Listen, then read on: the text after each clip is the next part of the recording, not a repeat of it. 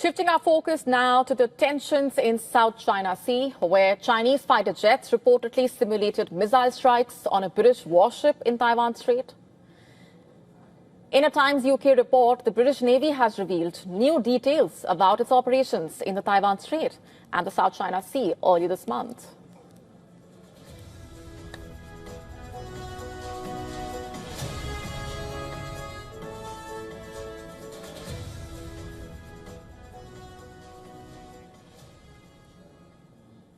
And according to naval officers, Chinese fighter jets staged simulated missile strikes against the British frigate as it sailed through the Taiwan Strait. These maneuvers, known as constructive kills, involve pilots performing the steps of an attack without actually firing weapons. At the same time, the UK's aircraft carrier, HMS Prince of Wales, led a strike group through the South China Sea, where Chinese naval vessels allegedly monitored its every move. The carrier group passed near the Spratly Islands, an area heavily contested and home to Chinese-built military bases in the South China Sea. As part of a navigation operation, a British support ship and a Norwegian frigate sailed near one of these islands. British naval officers saying the aim was to assert international passage rights in the waters claimed by Beijing. Chinese warships and aircraft closely tracked the group, with radio messages in English ordered British and allied vessels to leave the area. Despite the close interactions, British officers reported that Chinese forces kept a safe distance. Still, the maneuvers highlighted the sharp tensions surrounding Taiwan and the South China Sea.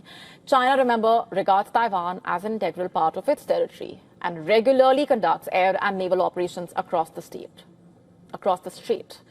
Beijing also claims nearly all of the South China Sea, a vital route for global trade. Even though an international tribunal in 2016 ruled against its claims, China has rejected that ruling. The British strike group was reportedly escorted by ships from Norway and Japan, which positioned themselves between the Prince of Wales and Chinese vessels to prevent them from getting too close, with the British naval officer stating that the mission provided real-world challenges impossible to replicate in training exercises.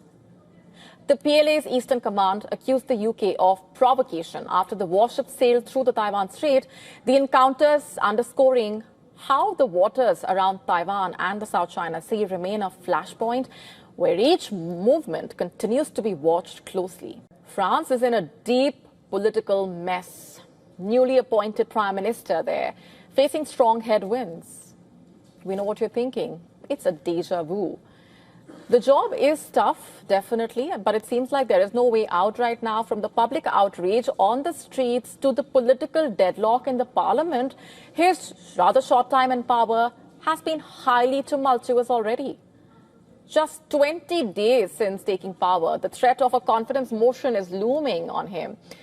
In fact, he is President Macron's third head of government in less than a year. He is yet to name a cabinet or present the 2026 budget, leaving the country's political machinery paralyzed in a way. Without a parliamentary majority, his survival depends on the opposition parties.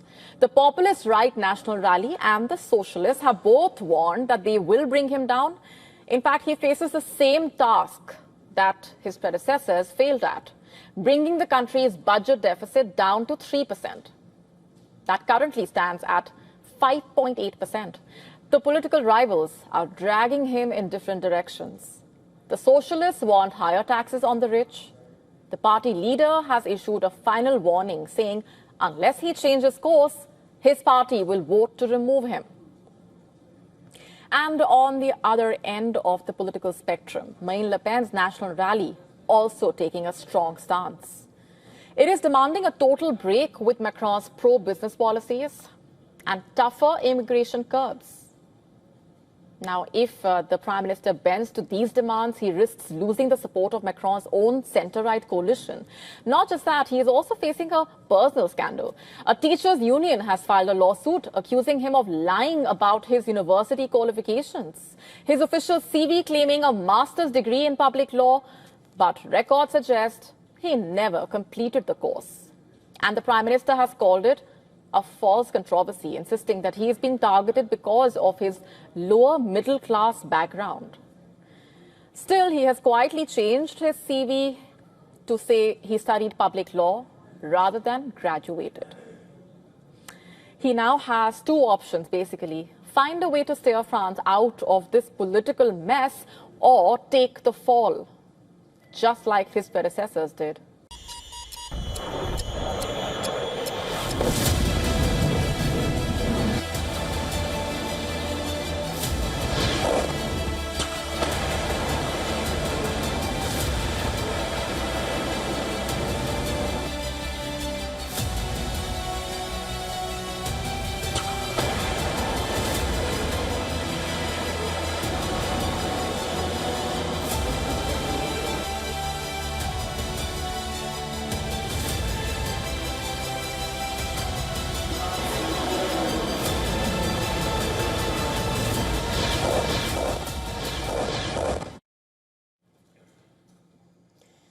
Russian President Vladimir Putin is set to visit India this December.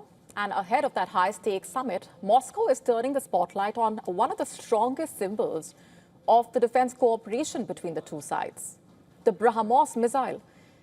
In an exclusive conversation with WION, Babushkin hailed the BrahMos program as a missile with unlimited potential for tactical upgradation, calling it a pillar of the India-Russia strategic partnership. We'll tell you more about this. And now BrahMos is all set to get bigger, faster, and even deadlier. The BrahMos was designed with a range of 290 kilometers. Over time, its range has been extended to 450 kilometers. And now the next generation BrahMos is reportedly in the pipeline and boasts a range of up to 800 kilometers. Now, this new variant will be lighter and sleeker and will allow great mobility. The variant will be suitable for deployment on platforms like India's indigenous Tejas fighter jet, which will be able to carry two of these missiles simultaneously. Just to understand just how significant all of this really is, it's worth comparing the missile to Russia's own missile, which is another supersonic cruise missile that shares technological roots with BrahMos. In fact, while it is a formidable weapon in its own right, BrahMos has outpaced it in terms of global appeal and platform versatility. With a speed of Mach 3, sea-skimming capabilities, precision strike features, BrahMos is a proven arsenal during Operation Sindoor. In fact, beyond firepower, the missile is now turning into a strategic asset for India's economy and diplomacy. With the first export deal already signed with the Philippines for $375 million. Other countries also lining up. According to media reports, countries across Southeast Asia, West Asia, Africa, South America have expressed strong interest in acquiring the BrahMos. This growing export potential coming at a time when India is pushing to become a major global defense manufacturer. BrahMos could be the crown jewel of that push. As President Putin and Prime Minister Modi prepare to meet in December, BrahMos standing as a powerful symbol, and not just of military strength, but of decades of trust, technology transfer, also transformation. Meanwhile, Donald Trump delivered a fiery speech before the top U.S. military commanders. In his address, Trump touched on issues far beyond defense policy, from Ukraine to Gaza and back to Washington. The American president juggled through various topics. He hailed his decision to send National Guards in U.S. cities, adding that the troops could use these deployments for training purposes. He said the war is on the home front and U.S. military is reawakening the warrior spirit. Reawakening the warrior spirit, and this is a spirit that won and built this nation, and from the cavalry that tamed the Great Plains to the ferocious, unyielding power of Patton, Bradley, and the great General Douglas MacArthur. These are all great men. In this effort, we're a team, and so my message to you is very simple. I am with you, I support you, and as president, I have your backs 100%. President Trump, who is also the commander-in-chief of the U.S. Armed Forces, questioned the aesthetics of U.S. warships, which he described as ugly. And once again, he expressed his love for the word tariff and struck the Nobel Peace Prize string. Listen in. Will you get the Nobel Prize? Absolutely not. They'll They'll give it to some guy that didn't do a damn thing. They'll give it to a guy that wrote a book about the mind of Donald Trump and what it took to solve the wars. And he'll get the Nobel Prize will go to a writer. No, but well, let's see what happens. But it's be a big insult to our country. I will tell you that. I don't want it. I want the country to get it. Throughout the speech, the audience remained mostly silent, as is tradition within the military for the political speeches as such. And sensing the silence, Donald Trump even joked, saying he has never walked into a room so silent. Speaking before Trump, the Defense Secretary Pete Hegseth struck a more hardline tone. He said the era of Department of Defense is over and the time has started for the Department of War. He called for an end to military diversity programs, demanding that combat jobs meet the highest male standard only. That's why today, at my direction, the era of unprofessional appearance is over. No more beardos. The era of rampant and ridiculous shaving profiles is done. Simply put, if you do not meet the male-level physical standards for combat positions, cannot pass a PT test, or don't want to shave and look professional, it's time for a new position or a new profession. Hegseth urged any officers who disagreed with his vision to do the honorable thing and resign. He criticized the retired generals who have clashed with Trump. And all of this unfolding against the backdrop of a potential government shutdown. Unless the lawmakers reach that last-minute deal, U.S. federal agencies will begin closing non-essential services starting from tomorrow. The United States is racing towards a possible government shutdown with just hours remaining until a midnight deadline. Both Democrats and Republicans remain deeply divided over how to extend the government funding, threatening to paralyze federal operations and disrupt services across the country. At the heart of the standoff is a disagreement over healthcare subsidies and government funding. Democrats are pushing for an extension of health benefits, including subsidies for the Affordable Care Act, which are set to expire. They argue that failing to extend these subsidies will lead to higher insurance premiums for millions of Americans. On the other hand, Republicans are insisting that any deal to keep the government open should be clean and without any additional policy measures like healthcare subsidies. The stakes are high, to say the least, and if an agreement is not reached by midnight, then federal workers could face furloughs, services ranging from national parks to federal courts could be disrupted, a prolonged shutdown risks slowing overall economic growth and unsettling the financial markets.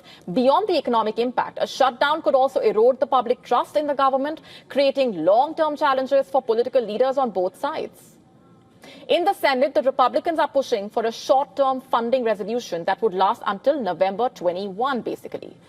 But the Democrats are also resisting this, and they are arguing for a longer-term solution. The White House has also warned of potential job cuts in the federal agencies if the shutdown occurs. They want an extension of subsidies that help lower health insurance costs for millions of Americans. They are also pushing to reverse the Medicaid cuts made under Trump's tax legislation. Not just that, Democrats are calling for the restoration of funding to vital public institutions, including health agencies like the CDC and NIH. And during Trump's first term, remember, America experienced 3 government shutdowns, including the longest in history, lasting 36 days. This was in early 2019. And that long shutdown was also sparked by disputes over funding for a border wall and had a significant economic cost as well, which is estimated at around $11 billion. And while last-minute deals have often prevented shutdowns in the past, the current deadlock over healthcare and funding is putting additional pressure on the lawmakers. With less than a day to go, the outcome remains anything but certain. To stay up to speed with the latest news, download the WION app and subscribe to our YouTube channel.